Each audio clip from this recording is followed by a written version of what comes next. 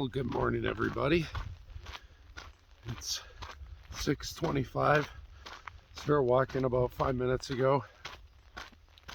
The albergue was deeper in the town off the route, so I had to find my way back. But today, probably going to a place called Carrión de los Condes. 5-hour walk, 25 kilometers. It's about 5K an hour, 3 miles an hour, 20 minutes a mile. And yeah, there's a couple cool things to see there as far as churches and monasteries and stuff. And then after Carrión de los Condes, that's where the Meseta is supposed to be more deserty. So possibly thinking about doing a night walk early tomorrow just to see all the stars. Maybe it'll be like the Moab. But yeah, let's get after it.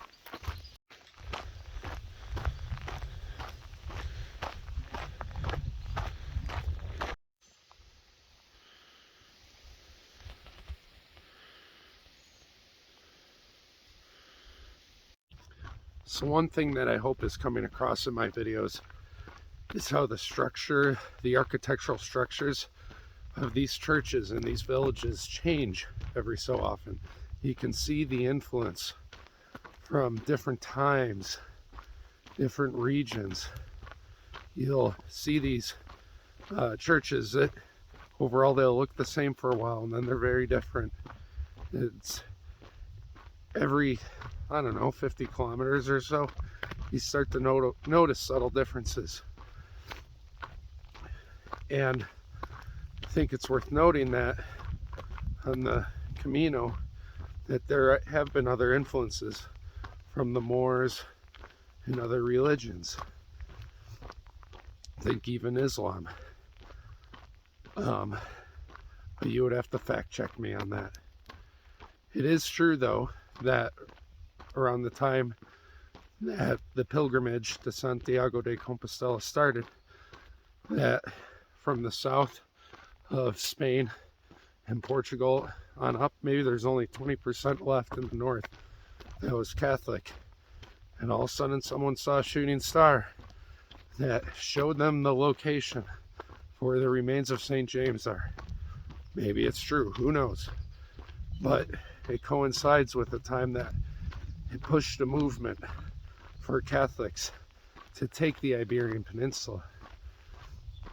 With all that being said, there's the Gothic architecture, as you saw in Burgos. There's the Renaissance architecture. But then you see older stuff, totally different from churches that you think of, the classic ones in your mind throughout Europe. People say there's an influence from these other cultures and religions. If they're seeing them, I could buy it. That's what they said about the St. Mary de Oente church, the 8-sided church. And again, for me, I can't help but notice the beauty and the simplicity of it. A lot of these churches that are made from stone, there's nothing flashy about them. And it just gives you this ancient feel. And so I think back to, if somebody was living a simple life as a farmer, carpenter, shoemaker, whatever, that going to these churches was probably the best part of their life. And it's probably the most beautiful structures they ever saw during their time. Can you imagine 1,000 years ago?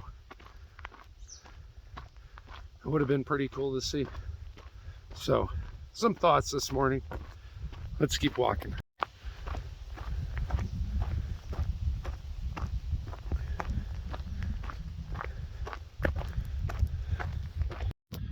All right, time for hiking tips or Camino tips. I'm going to talk all about feet here for a minute. So if you have a foot fetish, this hiking Camino tip is for you. And maybe I've briefly talked about this before, and I'm probably going to make my own separate video about this when I get back home. But how to take care of feet. One, you got to have good shoes. I got the Hoka Speed Goat 5s. I had to break them in a little bit, but with my wider feet, they're great. I got Boadilla and Darn Tough socks. Those are awesome. There is one pair of Under Armour socks that are okay, but the Boadilla and Darn Tough are great. And then every morning I put on this stuff. It's called Haiku anti or blister prevention cream. Rub that all over the bottoms and backs of my feet. And when I'm done, and after I shower, I put on stuff called Aquaphor, and it's kind of like Vaseline, and I've had no blisters. They also say that staying hydrated helps, because you don't want your feet to overheat. That's what creates blisters. And that, you know, taking a couple breaks, even taking your shoes off, isn't a bad idea too. So some people will wear waterproof shoes, and those can make the inside of your shoes hotter on your feet. But doing this Camino in late June, July, I haven't needed waterproof shoes once. Now watch, it's going to rain later today. But yeah, that's my hiking tips, you know, for the Camino or in general, if you don't want blisters. I've seen some pretty gnarly blisters on this Camino, sometimes without even asking to see them. Pretty freaking gross.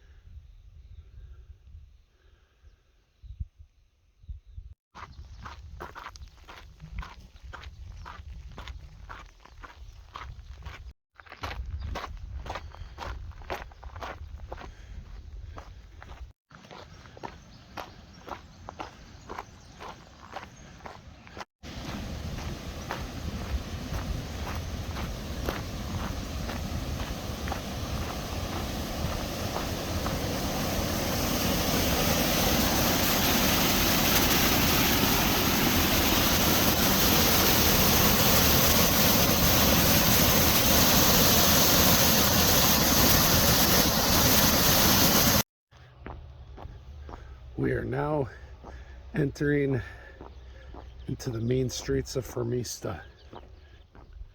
That cascading riverway you just saw was at the entrance. Pretty cool.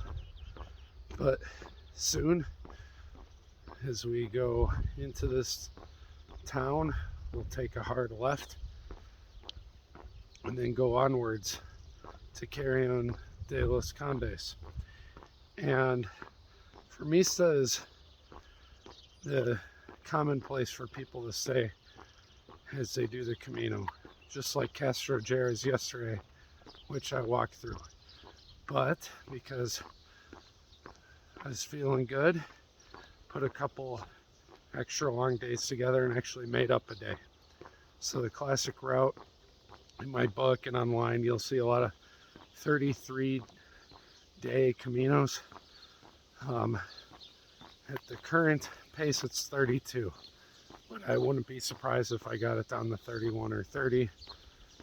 Not trying to push it more than I need to. 30 kilometers feels like a good place to stop.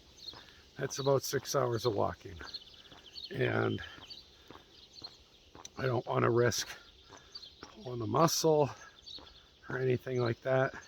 My feet really feel like it's enough when I get there. But who knows? Still getting stronger.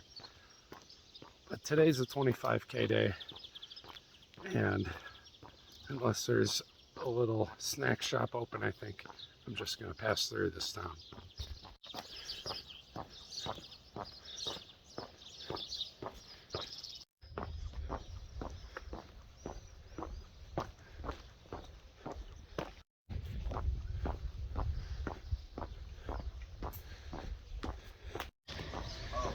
I walk up to this bar and what do I see?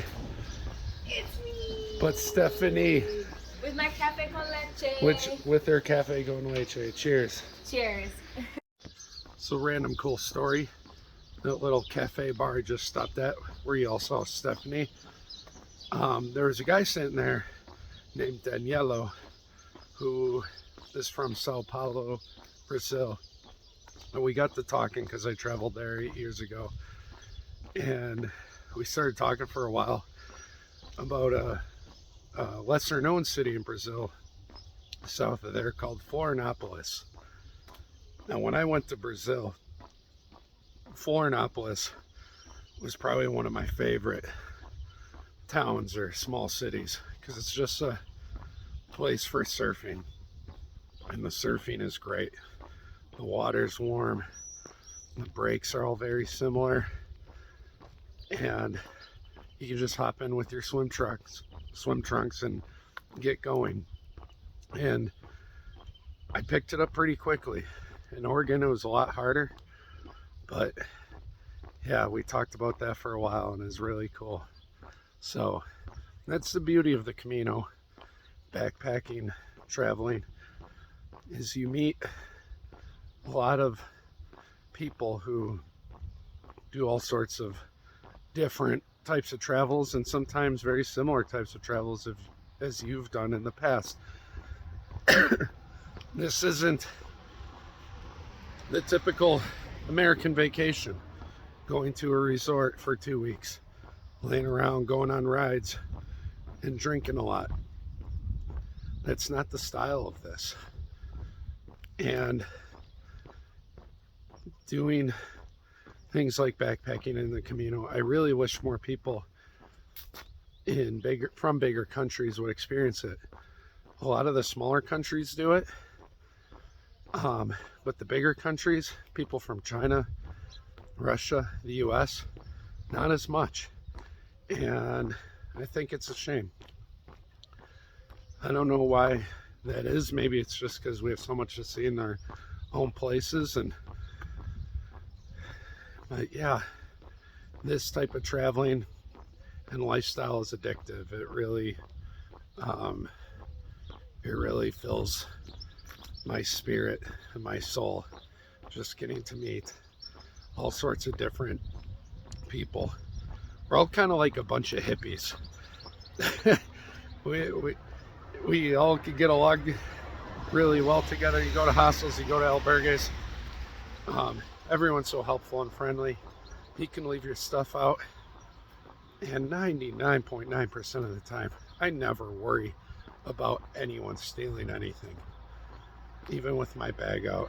So it's just a really cool sort of brotherhood in the way people travel here on the Camino, in hostels, backpacking, and other such things.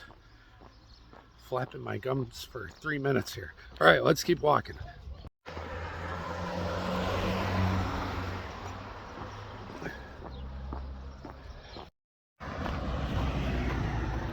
Most of these cutouts I would walk through, but this one goes right off a bridge, so not today.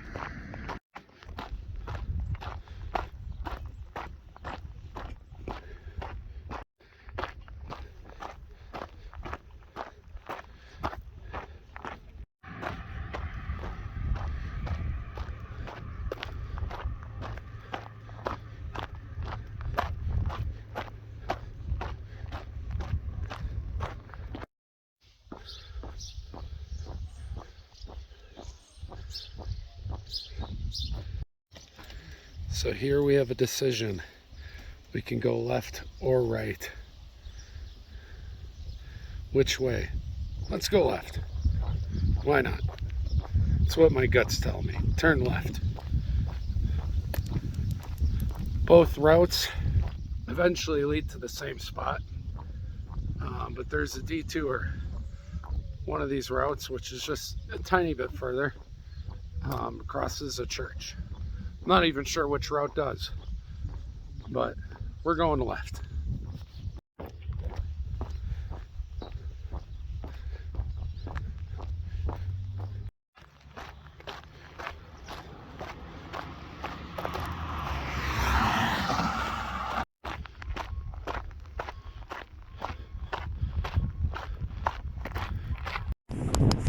Tony. Always seeing Tony's touche. This is the Camino di Tony. I don't know how you passed me. It must have been when I went to the bathroom.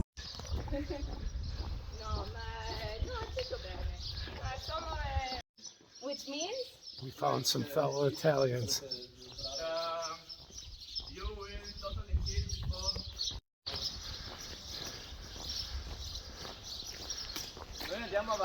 Here we have a statue of Napoleon. Right. See, that's totally Napoleon. Napoleon. No, it's Jacob. Jacobio. That was his middle name.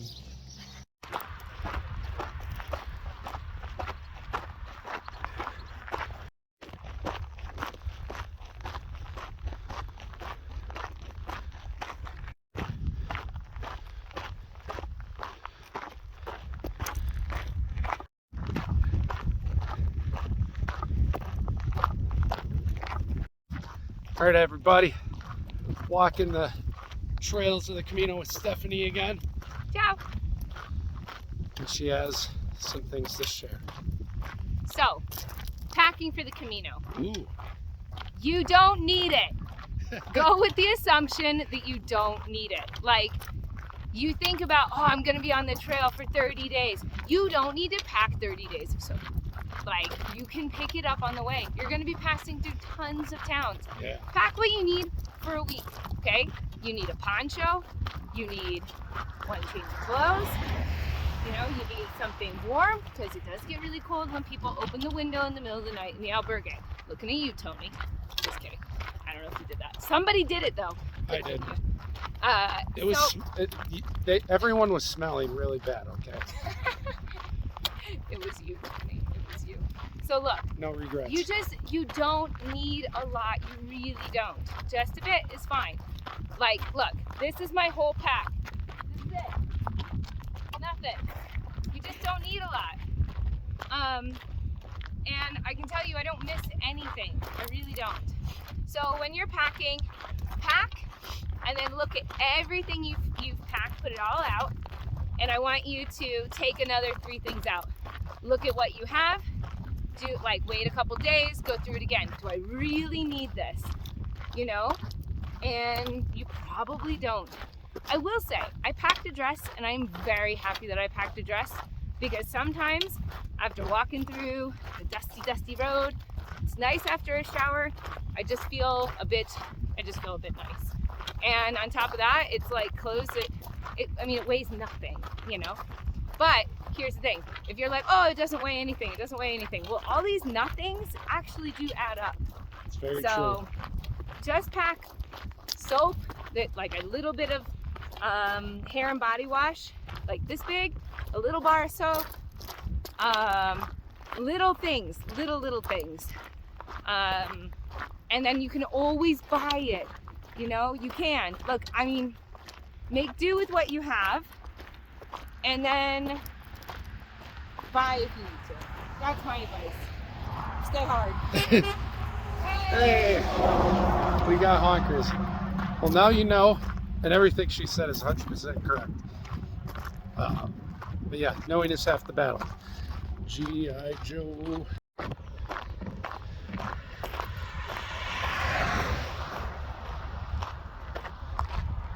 All right, everyone. We are now entering the main streets of Villa Casar Santilli Anna Voldemort. Let's see what this town's about.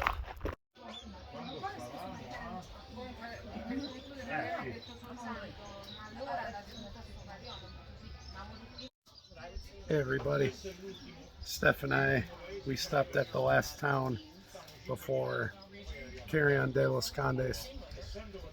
Only have like 5K left, so got a little beer.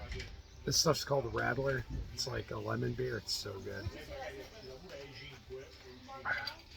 It's like a shandy, but man, I dare say it's better than Liney Summer Shandy. Same type of thing though. It's really good.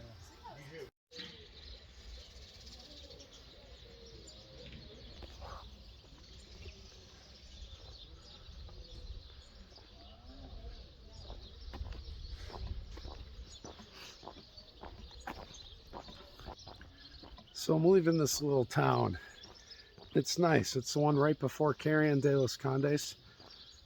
If I ever do the Camino again, I wouldn't mind staying in a town like this.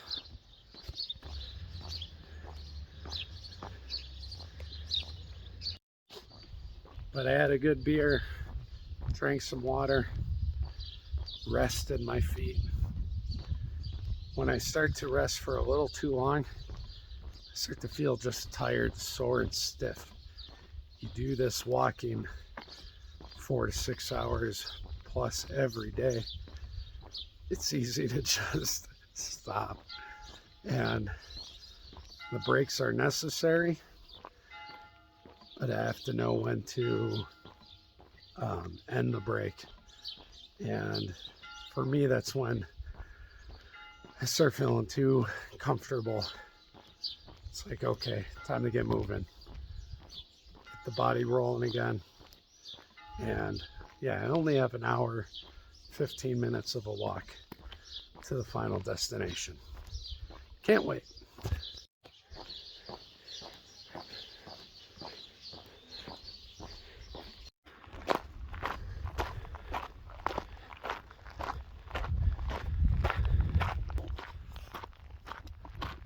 So if you're wondering, I didn't just leave stuff there by herself.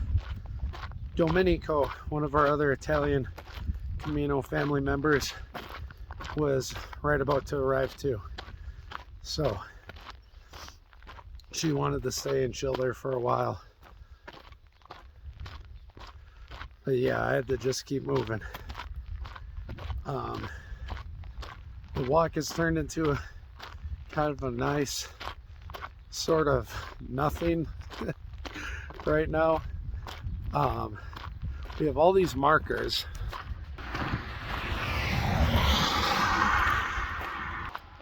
along this road,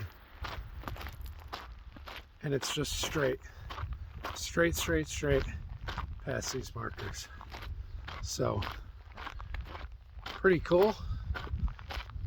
Not much out here right now other than farmlands or farm fields, and the villages actually seem to be closer together out here, are more frequent than in the beginning 10 days of the Camino. So plenty of places to stop about every hour if you needed to take a break or rest for a little bit. All right, let's make the final push to Carrión de los Condes.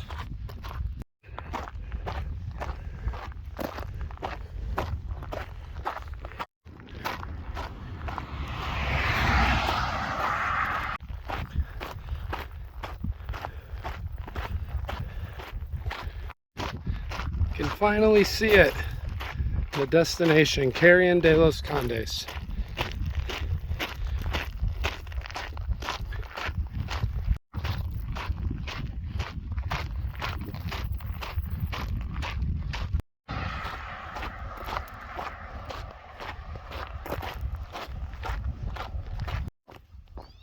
Finally made it. Entering the mean streets of Carrión de los Condes. There's an albergue here that has singing nuns. I'm not sure whether they're to be excited or scared, because we all know nuns can be pretty scary people sometimes. And they have a couple other cool churches and monasteries here as well.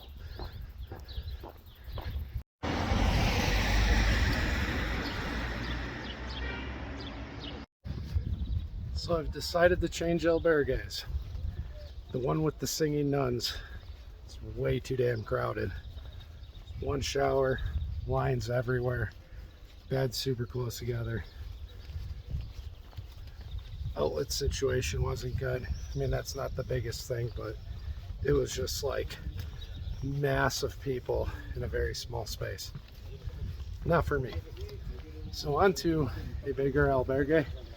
Hopefully less lines and people rushing.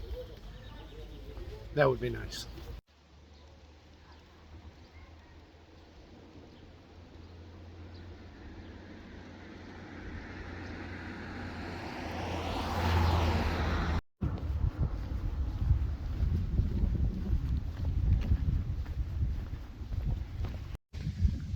So I think I'm going to give you a bonus tip slash insight for the Camino today.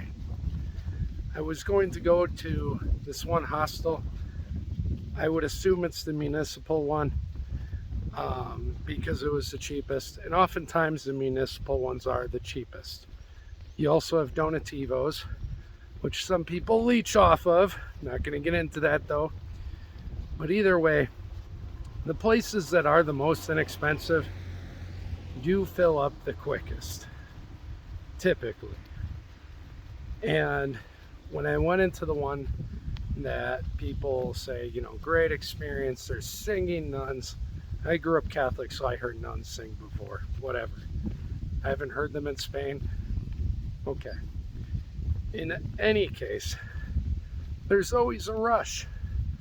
There's a line of people, it takes forever.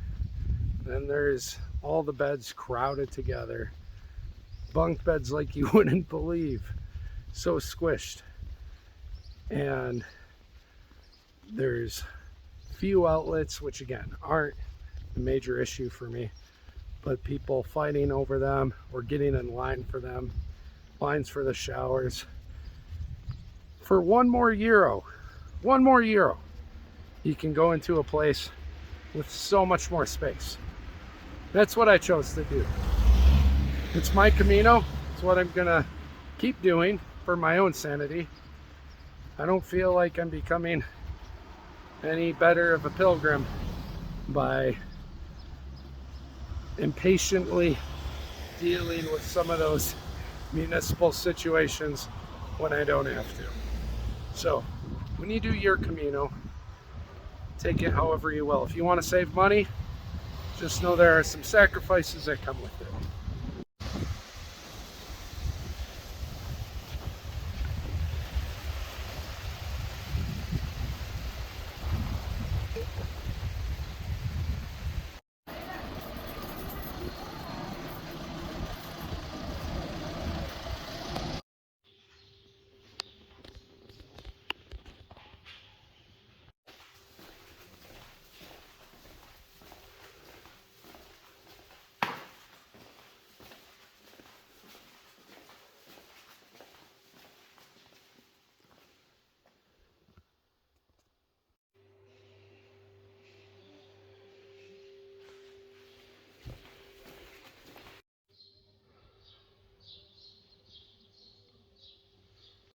¿Qué va a decir yo? ¿Podemos mandar dos mochilas también? ¿Podemos mandar dos mochilas?